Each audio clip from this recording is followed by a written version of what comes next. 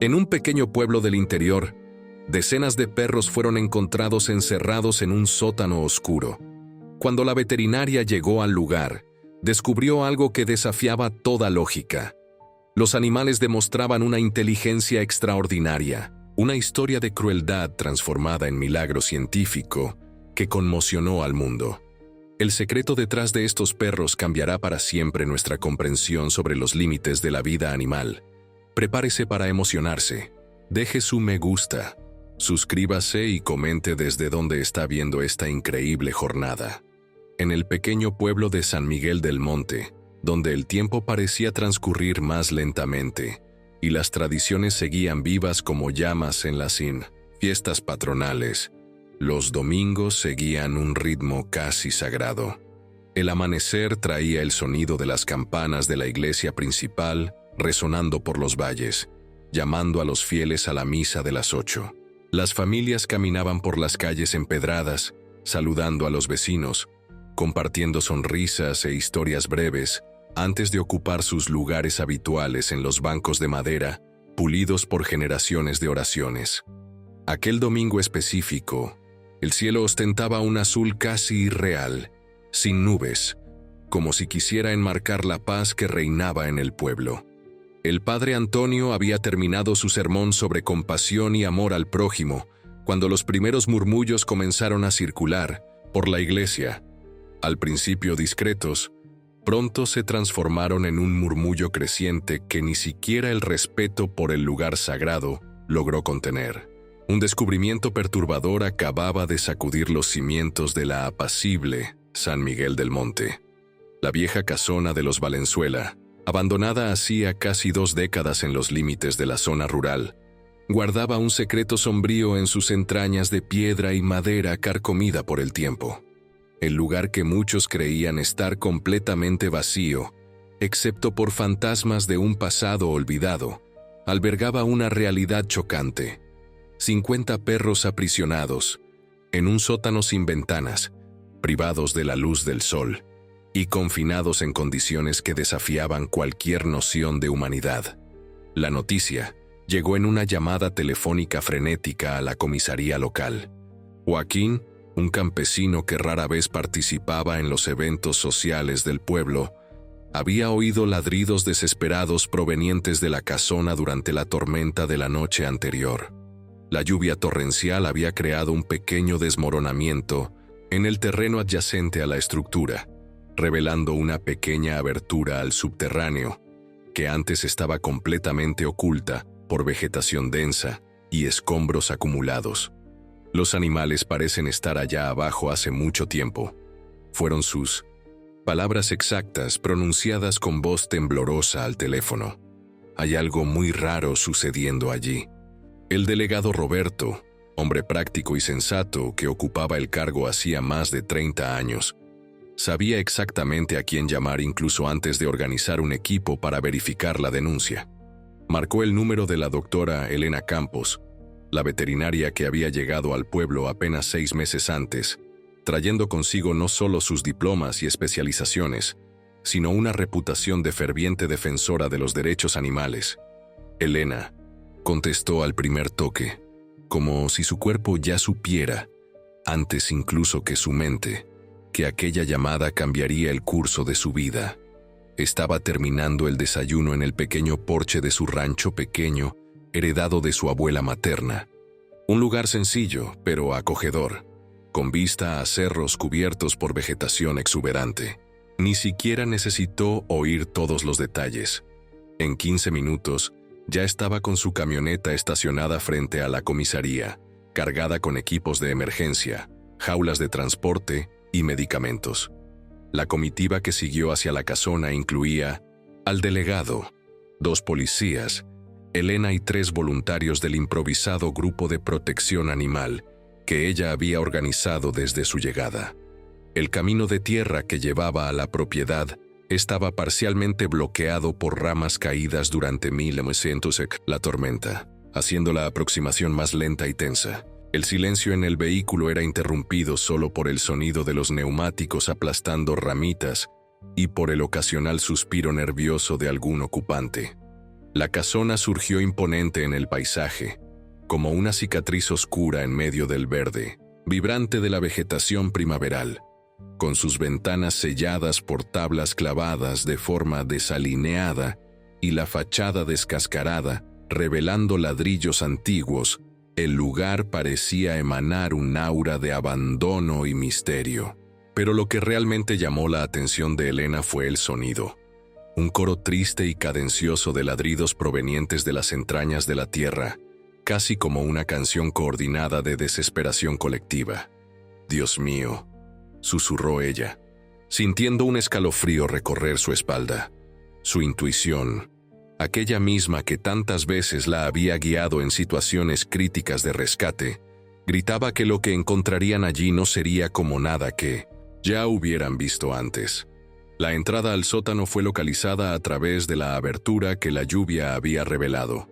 Ampliando el acceso con herramientas traídas por los policías, pronto pudieron descender por una escalera de piedra húmeda y resbaladiza. El olor fue la primera sensación que los golpeó. Una mezcla sofocante de humedad, excrementos, comida podrida y un olor indefinible, casi metálico, que Elena no conseguía identificar, pero que hizo que su estómago se revolviera. Cuando Sinna, las linternas cortaron la oscuridad casi completa del ambiente subterráneo. La escena revelada arrancó exclamaciones de horror e incredulidad. En un espacio de aproximadamente 200 metros cuadrados, dividido por paredes improvisadas con mallas metálicas oxidadas, estaban los 50 perros, flacos, con pelos enmarañados y opacos, tendidos sobre un suelo inmundo. Representaban un testimonio vivo de la crueldad humana. Sin embargo, lo que dejó a Elena verdaderamente perpleja no fue la condición física de los animales, por más terrible que fuera, sino su comportamiento. No hubo la reacción esperada de animales maltratados. No hubo agresividad, ladridos desesperados o intentos de fuga cuando los humanos se acercaron. En cambio, los perros se organizaron silenciosamente en formación, como si siguieran un protocolo, invisible establecido mucho tiempo antes. Los mayores, y aparentemente más fuertes, se posicionaron al frente, como protectores. Otros se agruparon alrededor de los cachorros y de los más debilitados.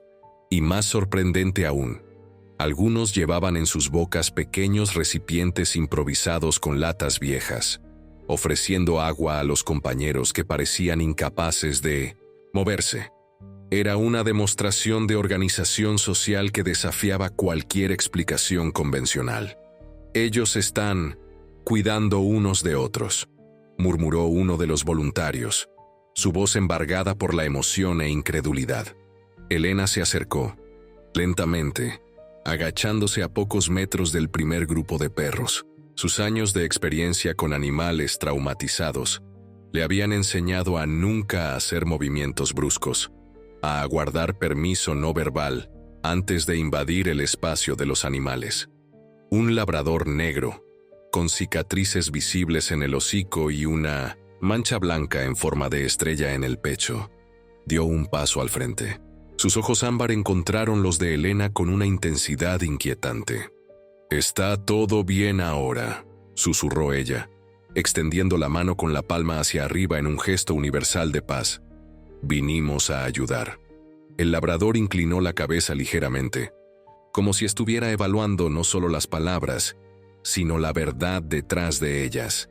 Entonces, para asombro de todos los presentes, se giró hacia los otros perros y emitió una serie de ladridos cortos y estandarizados. Inmediatamente, el grupo relajó su postura defensiva, algunos incluso moviendo tímidamente el rabo. «¿Él entendió lo que usted dijo?», preguntó el delegado Roberto, incapaz de esconder el asombro en su voz. Elena no respondió. Una sensación extraña se apoderó de ella, una mezcla de asombro e inquietud. En sus 15 años dedicados a la medicina veterinaria y al rescate animal, jamás había presenciado un comportamiento semejante. Aquello no era solo instinto o condicionamiento, era algo más profundo, más complejo.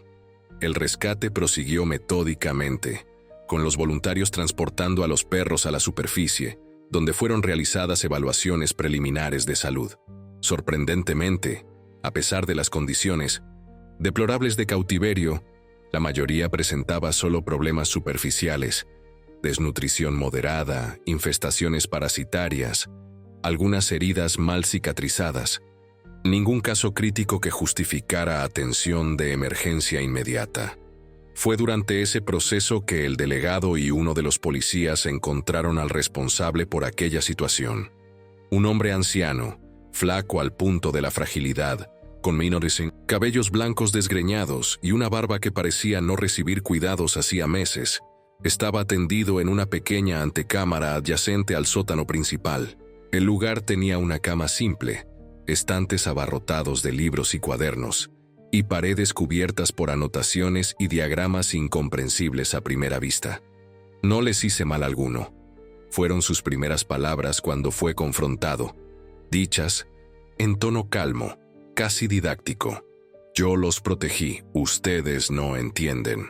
El hombre no ofreció resistencia y se identificó como Ernesto Valenzuela, de 78 años, ex investigador del área científica, aunque no especificó qué ciencia practicaba. Mientras era conducido fuera de la propiedad, Elena notó que varios de los perros miraban en su dirección, no con miedo o rabia, como sería natural en animales abusados delante de su agresor, sino con una especie de reconocimiento silencioso.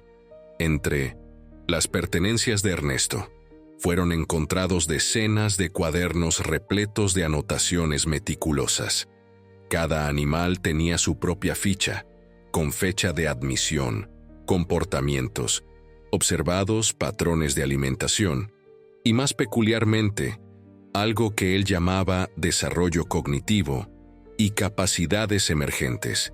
Había también documentos oficiales bastante antiguos, con timbres gubernamentales parcialmente descoloridos por el tiempo, mencionando un proyecto Centinela, y términos técnicos como potenciación neurológica y bioingeniería comportamental. Con las instalaciones municipales completamente despreparadas para recibir 50 perros de una sola vez, Elena tomó una decisión impulsiva que cambiaría irrevocablemente el curso de su vida. Transformaría su propio rancho pequeño en un santuario temporal para los animales rescatados. Su propiedad no era grande, apenas 3 hectáreas con una casa principal modesta y algunos anexos, pero tenía espacio suficiente al aire libre, agua corriente y, lo más importante, distancia adecuada de los vecinos para que los ladridos no causaran problemas inmediatos. Aquella noche fue la primera de muchas sin sueño para Elena.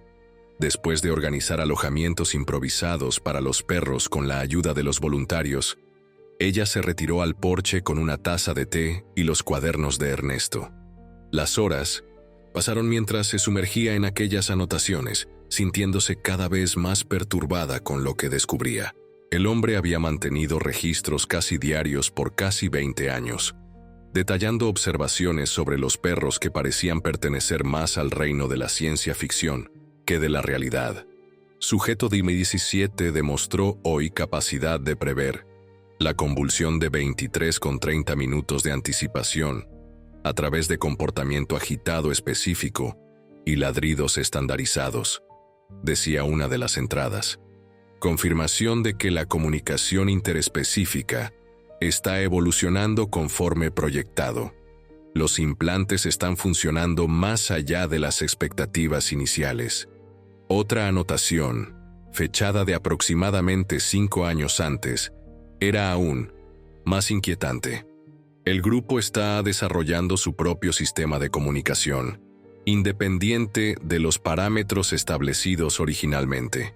Observo patrones de transmisión de conocimiento entre generaciones que no deberían ser posibles sin intervención humana directa. La red neuronal colectiva parece estar ganando complejidad autónoma. Elena sintió un escalofrío recorrer su espalda al leer aquellas palabras. ¿Qué exactamente había sido hecho con aquellos animales?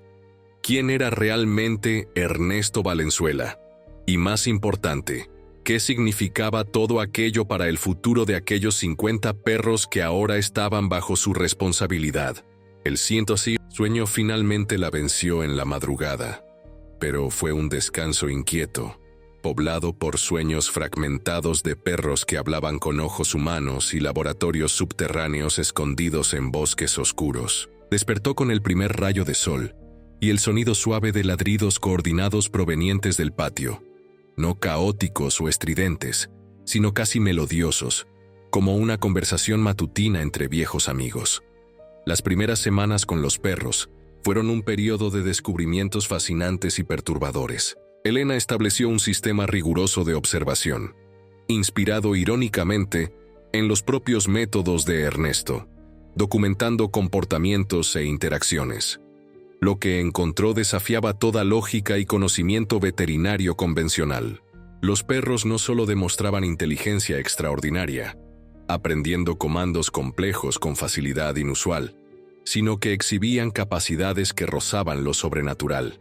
Durante una tormenta especialmente fuerte, 2 días después del rescate, todos se agruparon en una formación precisa en el rincón más seguro del terreno, minutos antes de que un rayo alcanzara un árbol del otro lado de la propiedad. Cuando uno de los voluntarios, Mateo, tuvo una crisis alérgica repentina, 3 perros específicos comenzaron a circular a su alrededor, ladrando insistentemente, cerca de 10 minutos antes de que los primeros síntomas aparecieran. Más notable aún era la jerarquía claramente establecida entre ellos. El labrador con la marca blanca en el pecho, que Elena pasó a llamar Estrella, parecía ocupar una posición de liderazgo, con otros 5 perros formando una especie de consejo a su alrededor. Decisiones sobre distribución de alimentos, espacios de descanso e incluso juegos parecían pasar por ese grupo central antes de ser implementadas por los demás. Elena mantuvo estas observaciones en secreto, compartiendo solo generalidades con los voluntarios y autoridades. Algo le decía que revelar la verdadera naturaleza de aquellos animales podría ponerlos en riesgo. El pequeño pueblo ya hervía, con rumores, desde teorías conspiratorias sobre experimentos gubernamentales, hasta explicaciones sobrenaturales involucrando posesiones espirituales. La realidad, conforme Elena comenzaba a sospechar, podría ser aún más extraordinaria que cualquier especulación. Mientras tanto, Ernesto Valenzuela aguardaba juicio en la cárcel local, manteniéndose extrañamente sereno y cooperativo. Se negaba, sin embargo, a proporcionar explicaciones detalladas sobre los perros, limitándose a repetir: «Yo los salvé. Un día entenderán que fue necesario». Un mes después del rescate, durante la tradicional fiesta de la Virgen Patrona de San Miguel del Monte, ocurrió el primer incidente público que revelaría la excepcionalidad de los perros para la comunidad. Elena había traído 10 de los animales más sociables para una demostración de adiestramiento, como parte de una campaña de concientización sobre adopción responsable. La plaza central rebosaba de habitantes y visitantes, envueltos en la típica atmósfera de celebración religiosa y cultural del interior mexicano. Nadie notó cuando el pequeño Lucas, de apenas 4 años, se alejó sigilosamente de sus padres mientras estos compraban antojitos en un puesto. El niño, fascinado con un globo colorido que se había escapado de otro niño, lo siguió hasta la orilla del arroyo que cortaba la extremidad de la plaza. La corriente, normalmente gentil, estaba fortalecida por las lluvias recientes. Un resbalón en la orilla fangosa fue todo lo que bastó para la tragedia inminente. Fue Mel, una perrita mestiza color caramelo de porte mediano, uno de los perros más tímidos del grupo rescatado, quien detectó el peligro. Su comportamiento cambió repentinamente durante la demostración, interrumpiendo la presentación con ladridos agudos e insistentes. Antes de que Elena pudiera reaccionar, Mel rompió la correa que la sujetaba y disparó en dirección al arroyo, seguida inmediatamente por Estrella y otros 2 perros, como si una orden silenciosa hubiera sido dada. Los gritos alarmados de la multitud se transformaron en exclamaciones de asombro cuando vieron lo que sucedía. Mel se había sumergido en el agua sin vacilación, nadando con fuerza sorprendente para un animal que, hasta donde todos sabían. Nunca había siquiera visto un cuerpo de agua mayor que una cubeta. Estrella, por su parte, corría por la orilla, ladrando en patrones rítmicos precisos que parecían guiar la operación. Cuando Mel alcanzó al niño, que ya había sido arrastrado por casi 50 metros por la corriente, lo agarró delicadamente por la camiseta e inició el regreso. El tercer perro, un pastor alemán que Elena llamaba Guardián, se posicionó estratégicamente en un punto donde la orilla era menos escarpada, facilitando la salida del agua. El rescate fue ejecutado con una precisión casi militar, como si hubiera sido ensayado innumerables veces. Lucas fue devuelto a sus padres asustados pero ileso, excepto por algunos rasguños superficiales y el susto comprensible. La multitud, que había asistido a todo en un silencio surreal, irrumpió en aplausos y exclamaciones cuando el niño fue finalmente puesto a salvo. En aquel momento, la percepción sobre los perros del sótano, como venían siendo llamados por los habitantes, comenzó a cambiar drásticamente. La noticia del rescate heroico se esparció rápidamente más allá de los límites de San Miguel del Monte. 3 días después, un equipo de reportaje de la emisora regional apareció en el rancho pequeño de Elena, ávida por una historia sobre los perros salvadores, y con ellos, una figura que hizo que el corazón de Elena se congelara momentáneamente. El doctor Miguel Santos, profesor del Departamento de Comportamiento Animal de la Universidad Estatal, presentándose como especialista interesado en evaluar a los perros para una posible investigación académica. Miguel no era un extraño. 12 años antes, durante su doctorado, Elena había trabajado en su laboratorio como asistente de investigación. La relación profesional había evolucionado hacia algo más personal, intenso y tumultuoso.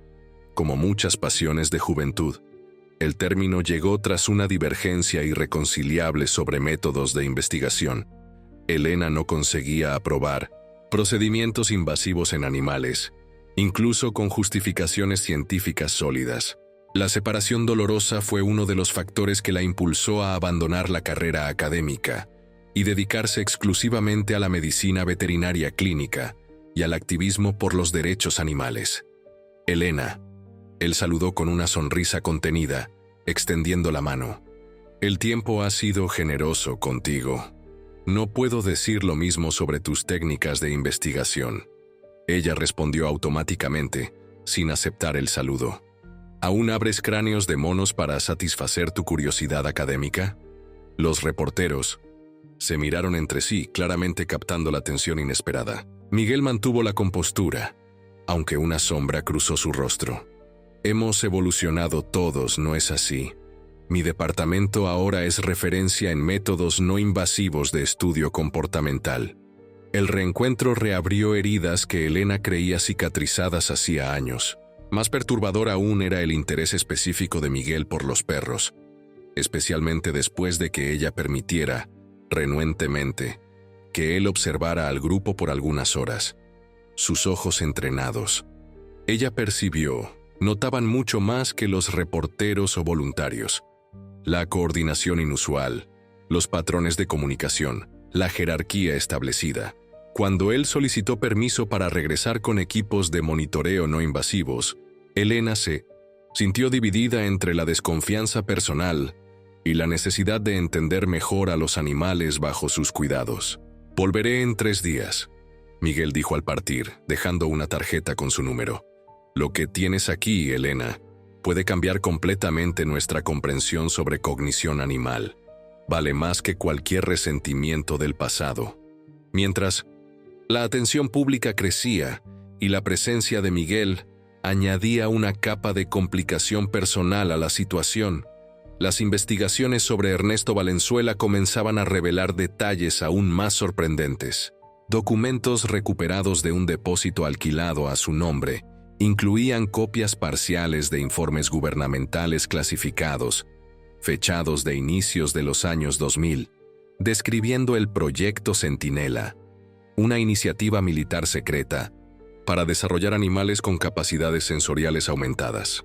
Según los documentos, El programa utilizaba microchips experimentales implantados en el sistema nervioso central, de perros seleccionados por su inteligencia y temperamento específicos.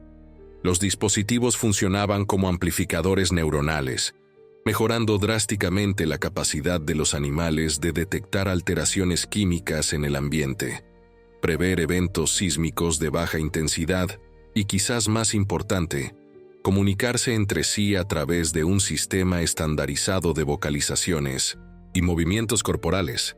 Lo más chocante, sin embargo, fue el descubrimiento de que Ernesto no era un secuestrador perturbado, sino uno de los científicos principales del proyecto original. Cuando el programa fue abruptamente cerrado por cortes presupuestarios en 2005, la orden oficial determinaba la desactivación humanitaria de todos los sujetos experimentales, un eufemismo para eutanasia. Ernesto, incapaz de aceptar el destino de los animales que él mismo había ayudado a modificar, desapareció con 50 de los perros, utilizando identidades falsas y moviéndose de pueblo en pueblo durante años hasta establecerse finalmente en San Miguel del Monte.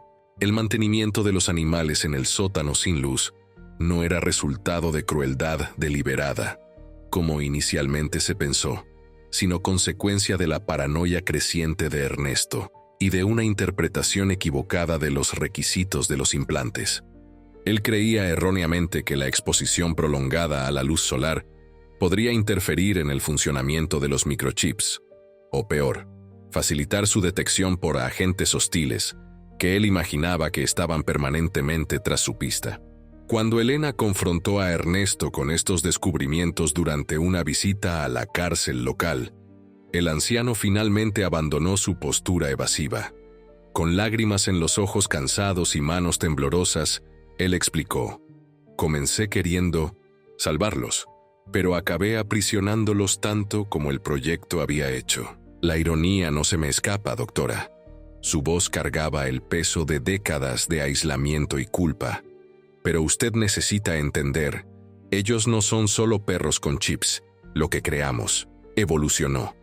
Los dispositivos originales fueron diseñados para amplificar capacidades existentes, crear patrones de comunicación básicos, nunca para desarrollar conciencia colectiva o transmisión intergeneracional de conocimiento».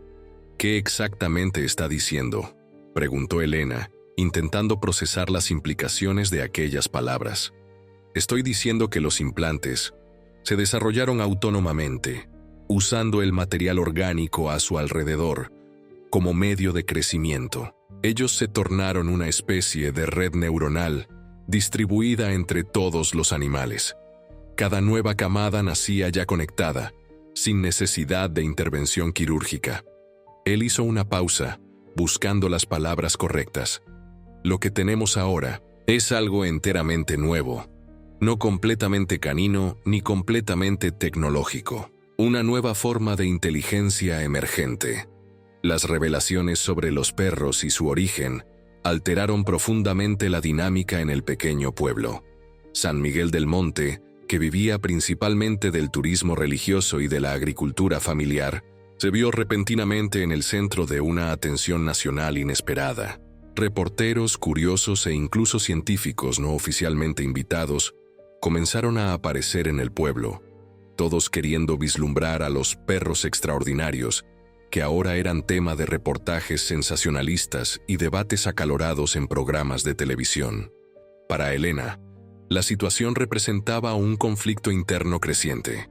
Por un lado, los perros necesitaban protección contra explotación y tratamiento no ético. Por otro, ella misma ansiaba respuestas. Comprender completamente qué eran ellos, de qué eran capaces y cuál sería el mejor futuro posible para criaturas tan únicas. La presencia constante de Miguel, que ahora visitaba el rancho pequeño regularmente con su equipo de investigadores, solo intensificaba su dilema personal. «Estamos solo observando, Elena. Nada invasivo», él repetía, instalando cámaras discretas y sensores de movimientos por el terreno. «Piensa en las posibilidades. Estos animales pueden revolucionar nuestra comprensión, no solo de la cognición canina, sino de la propia evolución de la inteligencia. Elena se mantenía vigilante, pero no podía negar que la presencia de Miguel traía beneficios prácticos. El interés académico legitimaba la situación, alejando propuestas más dudosas de empresarios y curiosos que ofrecían sumas considerables para presentaciones o incluso compra de los perros. Además, los recursos de la universidad permitieron mejoras significativas en las instalaciones improvisadas, incluyendo refugios adecuados para todos los animales y asistencia veterinaria especializada. 6 meses después del rescate inicial, San Miguel del Monte se preparaba para su tradicional fiesta de San Juan, un evento que normalmente atraía visitantes de toda la región para sus bailes folclóricos, comidas típicas y demostraciones de fe y cultura. En aquel año, sin embargo, el clima festivo estaba impregnado de una tensión subyacente. La meteorología preveía lluvias intensas, y el río que cortaba la región presentaba niveles preocupantemente altos, debido a precipitaciones constantes en las cabeceras. En la víspera de la celebración principal, Elena notó un cambio en el comportamiento de los perros. Se mostraban inquietos, agrupándose repetidamente en formaciones específicas y emitiendo vocalizaciones en patrones que ella nunca había documentado antes. Estrella, en particular, parecía extremadamente agitado, negándose a alejarse de cientos la radio que Elena mantenía encendida para acompañar boletines meteorológicos. «Ellos sienten algo», comentó Miguel, que observaba el fenómeno con fascinación científica. «Los implantes probablemente amplifican su capacidad natural de detectar alteraciones barométricas y vibraciones de baja frecuencia». Elena no respondió, pero un pensamiento perturbador comenzó a formarse en su mente. Si los perros estaban realmente previendo algo, quizás fuera prudente alertar a las autoridades. Contactó al delegado Roberto, compartiendo sus preocupaciones en términos cuidadosos, evitando sonar alarmista o supersticiosa. «Entiendo su preocupación, doctora», respondió él con gentileza condescendiente. «Pero ya tenemos equipos de protección civil monitoreando el río. Las sirenas serán accionadas si hay riesgo real». Aquella noche, mientras fuegos artificiales explotaban en el cielo y música festiva resonaba por el pueblo, una lluvia inicialmente moderada comenzó a caer. En pocas horas, se transformó en una tormenta de proporciones históricas. El sistema de monitoreo falló cuando un rayo alcanzó la estación principal de protección civil, dejando al pueblo temporalmente a ciegas en cuanto a los niveles del río que subía rápidamente. Fue en ese momento crítico que los 50 perros demostraron plenamente su extraordinaria naturaleza. Sin comando alguno de Elena, ellos escaparon colectivamente del cercado del rancho pequeño, no para huir, sino con un propósito claro y coordinado. Se dividieron en grupos precisos, cada uno dirigiéndose a un área específica del pueblo. Linchuneos, que siguió, fue descrito posteriormente por testigos como nada menos que milagroso. Los perros, liderados por Estrella, comenzaron a guiar personas hacia terrenos más elevados, ladrando insistentemente frente a casas en áreas de riesgo, incluso bloqueando físicamente el camino de vehículos que se dirigían hacia zonas peligrosas. En Nielsen, varios casos, familias fueron despertadas por arañazos persistentes en sus puertas, minutos antes de que sus casas fueran invadidas por el agua. Cuando las sirenas finalmente sonaron, ya era demasiado tarde para muchos, pero gracias a la intervención canina, ninguna vida humana fue perdida. La inundación que devastó partes considerables de la infraestructura de San Miguel del Monte entró para la historia local no como una tragedia de grandes proporciones, sino como el episodio que transformó definitivamente a los perros del sótano en héroes locales. En la semana siguiente al desastre, mientras el pueblo iniciaba los trabajos de reconstrucción, un acontecimiento inesperado trajo nueva luz a la historia ya extraordinaria de los perros. Ernesto Valenzuela, que había sido transferido temporalmente a un hospital debido a complicaciones cardíacas, solicitó la presencia de Elena y Miguel. En su lecho, conectado a monitores y sueros, el anciano científico parecía extrañamente en paz. «Necesitan saber toda la verdad antes de que sea tarde», él dijo, su voz débil pero decidida. Los microchips originales contenían un componente adicional que no todos los investigadores del proyecto conocían, un elemento regenerativo, experimental. Miguel se inclinó hacia adelante, su curiosidad científica claramente aguzada. ¿Qué tipo de elemento? Una tecnología basada en nanotransistores autorreproductores, utilizando material genético canino como matriz de crecimiento. Ernesto hizo una pausa para recuperar el aliento. Fue diseñada inicialmente como medida de autorreparación para los implantes, pero acabó creando algo mucho más complejo, una forma de simbiosis tecnoorgánica. Los perros no solo tienen los implantes, ellos se volvieron parte de ellos, y los implantes parte de ellos. Eso explica por qué permanecieron relativamente saludables, a pesar de las condiciones precarias, murmuró Elena, recordándose de su sorpresa inicial con el estado físico de los animales. Exactamente. El componente regenerativo protege contra enfermedades degenerativas, fortalece el sistema inmunológico, repara daños celulares. Los ojos de Ernesto brillaron con una mezcla de orgullo científico y culpa profunda. Pero hay más. Los dispositivos están evolucionando constantemente, volviéndose más complejos a cada generación. Lo que comenzó como amplificación sensorial simple, se transformó en algo que desafía nuestra comprensión actual de cognición. La revelación sobre la verdadera naturaleza de los implantes trajo nuevas complicaciones.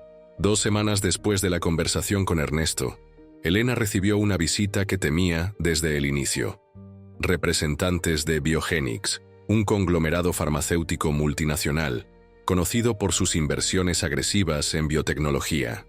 La propuesta que trajeron era simultáneamente tentadora y alarmante.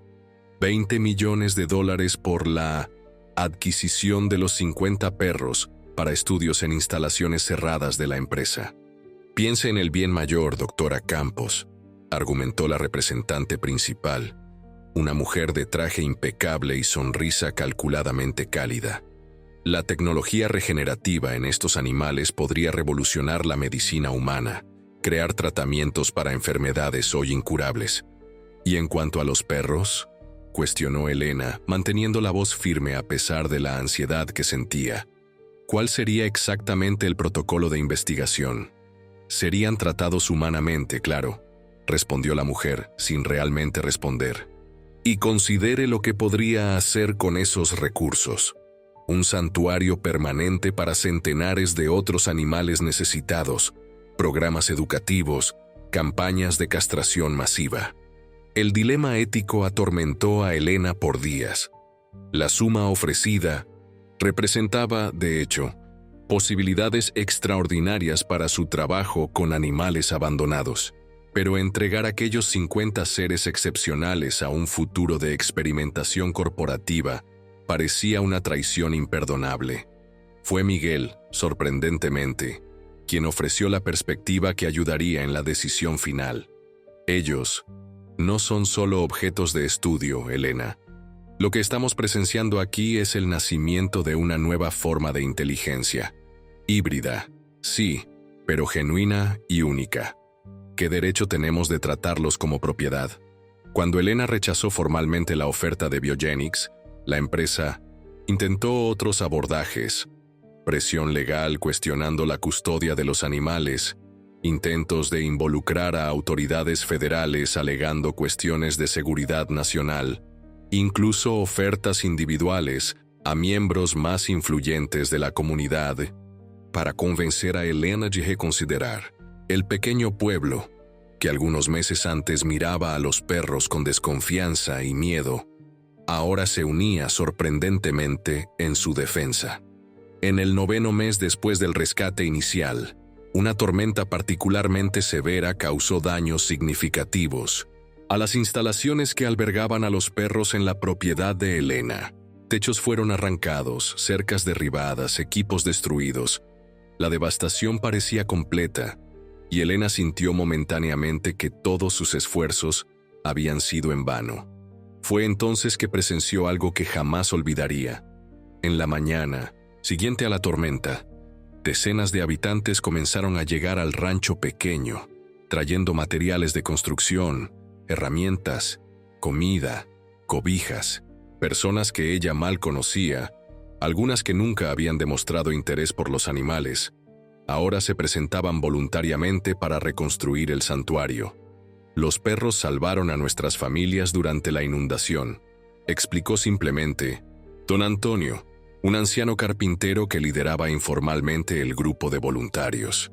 Ahora es nuestro turno de cuidar de ellos. Durante los trabajos de reconstrucción, un vínculo particularmente especial se desarrolló entre don Antonio y uno de los perros más viejos del grupo, un perro mestizo de tamaño mediano, con pelo mezcla de gris y blanco, que Elena llamaba Sabiduría. El animal pasó a seguir al carpintero constantemente, observando su trabajo con atención inusual y, más extrañamente, ladrando persistentemente siempre que el hombre hacía pausas prolongadas para descansar. El comportamiento se tornó tan consistente que Elena sugirió una evaluación médica, solo por precaución. Los exámenes revelaron una condición cardíaca grave no diagnosticada, que requería intervención inmediata. El perro literalmente salvó su vida, comentó el médico local, maravillado. Esos episodios de malestar que usted ignoraba eran mini ataques cardíacos. Sin tratamiento, el próximo probablemente sería fatal. El caso de don Antonio se tornó apenas uno entre varios ejemplos de cómo los perros se estaban integrando a la comunidad, no solo como curiosidades o mascotas, sino como participantes activos.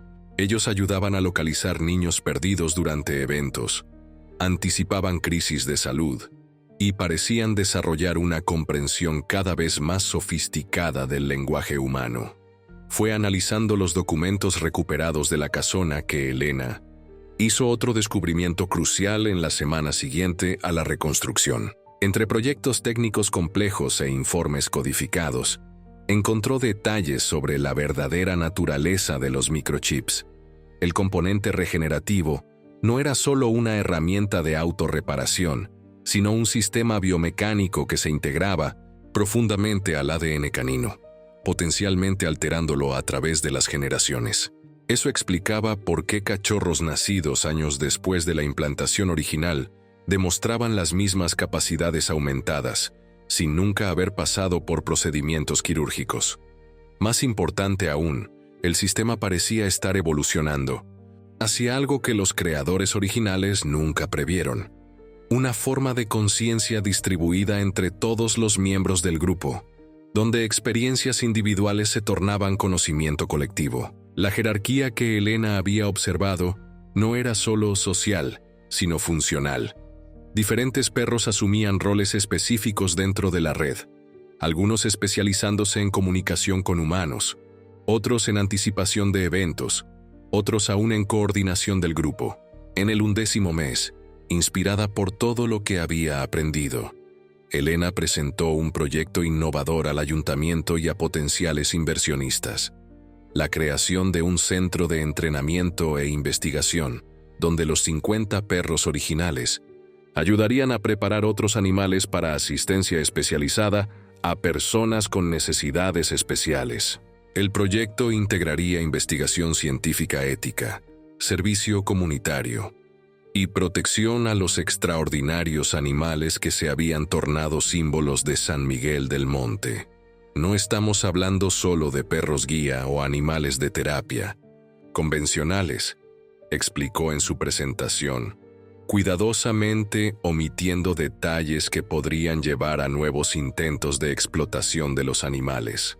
Estamos proponiendo un nuevo paradigma de cooperación entre especies, donde las habilidades naturales de los animales son reconocidas y valoradas como complementarias a las nuestras. El proyecto recibió apoyo entusiástico no solo de la comunidad local, sino de especialistas nacionales en comportamiento animal, Médicos, terapeutas e incluso representantes gubernamentales impresionados con los resultados preliminares. En pocas semanas, el pequeño pueblo que antes basaba su economía en turismo religioso y agricultura comenzó a reinventarse como un centro de referencia para estudios de interacción humano-animal. Mientras tanto, la relación entre Elena y Miguel evolucionó gradualmente de desconfianza profesional y resentimiento personal hacia una sociedad basada en respeto mutuo y objetivos compartidos. Las divergencias filosóficas que habían separado a la pareja en el pasado parecían menos importantes frente a la responsabilidad compartida por los extraordinarios seres que habían entrado en sus vidas. No era exactamente una reconciliación romántica, sino una reconexión significativa entre dos personas unidas por una misión única. Exactamente un año después del rescate inicial, San Miguel del Monte organizó una celebración especial en la Plaza Central, parte homenaje a los perros héroes, parte inauguración simbólica del futuro centro de entrenamiento e investigación. El pequeño pueblo estaba irreconocible, decorado con pancartas coloridas, repleto de visitantes y vibrando con una energía renovada de propósito y orgullo comunitario. Fue durante esta celebración que ocurrió el evento más extraordinario de toda la saga. Los 50 perros, traídos a la plaza con collares especiales desarrollados por Miguel, que permitían total libertad de movimiento sin riesgos de fuga, repentinamente se organizaron en una formación perfecta de círculos concéntricos. En el centro, Estrella, el labrador que primero había establecido contacto con Elena en aquel sótano oscuro un año antes, se posicionó como un maestro delante de una orquesta. Lo que siguió dejó a centenares de espectadores en silencio absoluto, muchos con lágrimas en los ojos. Los perros, en perfecta sincronía, iniciaron una serie de ladridos, movimientos y posturas que, cuando fueron analizados posteriormente a través de los algoritmos de decodificación que Miguel había desarrollado, se revelaron una forma compleja de comunicación. No eran solo señales básicas de alerta o expresiones de necesidades primarias. Era un lenguaje estructurado, con patrones reconocibles de sintaxis y vocabulario propios. Y el mensaje, aunque imposible de traducir literalmente al español, transmitía claramente conceptos de gratitud, pertenencia y esperanza compartida por el futuro. Aquellos 50 seres extraordinarios, ni completamente caninos ni artificiales, sino algo enteramente nuevo y único, habían desarrollado en las profundidades de un sótano oscuro y a través de años de aislamiento del mundo exterior, capacidades que sobrepasaban los límites anteriormente conocidos entre especies. Su jornada de la oscuridad a la luz no era solo física, sino que representaba una evolución de conciencia y cooperación que ofrecía lecciones profundas sobre adaptación, resiliencia y las posibilidades inexploradas de comunicación interespecies. Para Elena, observando aquella demostración extraordinaria con una mezcla de asombro científico y emoción profunda, todo finalmente tenía sentido. Su llegada a San Miguel del Monte, que antes parecía solo una huida de desilusiones pasadas, se revelaba ahora parte de algo mayor, un destino compartido que unía humanos y animales en una nueva forma de comunidad basada no en dominación, sino en comprensión mutua y respeto genuino. La historia de estos 50 perros extraordinarios no solo transformó un pequeño municipio del interior mexicano, sino que ofreció un vislumbre de posibilidades revolucionarias para el futuro de las relaciones entre especies. En un mundo cada vez más dividido por conflictos e incomprensiones, ellos representaban un recordatorio poderoso de nuestra capacidad compartida para evolución, adaptación y, sobre todo, conexión genuina a través de las barreras que creíamos insuperables.